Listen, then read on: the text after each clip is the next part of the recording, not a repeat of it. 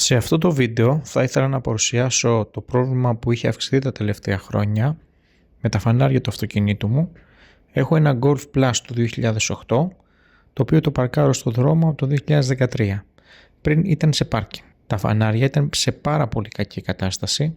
Βλέπετε είναι καμένα, λίγο κυτρινισμένα, με γραμμές που το τελευταίο διάστημα νόμιζα ότι κυκλοφορούσα το βράδυ χωρίς φώτα. Τα φώτα όταν το είχα πρωτοαγοράσει ήταν πάρα πολύ δυνατά και στο δρόμο φώτιζαν πολύ καλά.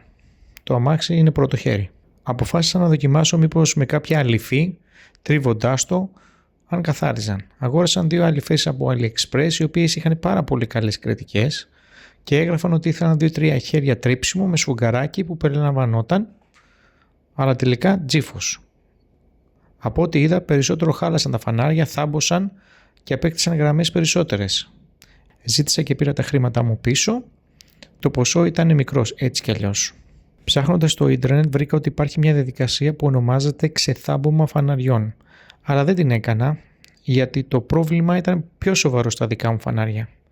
Βρήκα λοιπόν μια άλλη μέθοδος που λέγεται κρυσταλλοποίηση. Η κρυσταλλοποίηση είναι βαφή των φαναριών με ειδικό βερνίκι που περιλαμβάνει ρητίνη και έχει αντοχή στις θαμπάδες.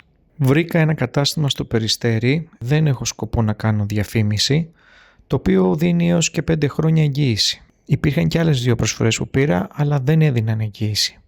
Αποφάσισα, έκλεισα ραντεβού και πήγα ένα πρωί.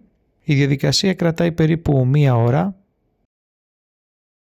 Αφήνεις το αμάξι, καλύπτουν με χαρτί όλα τα μέρη της μηχανής και προφυλακτήρα εκτός των φαναριών. Και ξεκινάνε το τρίψιμο κάποια χέρια με διαφορετικό γυαλόχαρτο. Μετά με διαφορετικό γυαλόχαρτο ξεθολώνουν.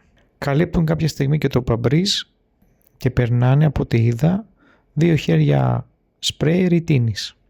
Τα αφήνουν να στεγνώσουν βάζοντας 2 λάμπες, μία σε κάθε ένα φανάρι.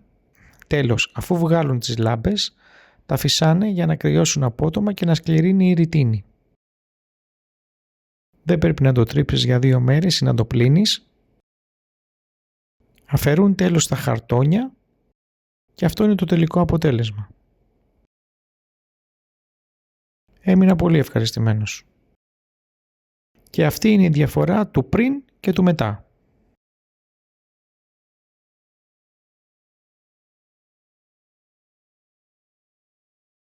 Και αυτή την εικόνα έχουν το βράδυ τα φανάρια. Κάποιες γραμμές δεν έχουν φύγει γιατί είναι πολύ πιο μέσα στο πλαστικό, μου το ανέφερε και ο τεχνικός τότε. Το φως το βράδυ πάλι είναι δυνατό όπως σχεδόν όταν το είχα πάρει καινούριο. Αυτό το βίντεο ήταν. Πιστεύω όσοι έχουν πρόβλημα με την ορατότητα το βράδυ είναι must. Θα πρέπει να το επιχειρήσουν, να κάνουν κρυσταλλοποίηση ή ξεθάμπομα ανάλογα το πρόβλημα που έχουν. Αν είναι σοβαρό ή κάτι πιο ήπιο. Αυτά. Καλούς δρόμους σε όλους.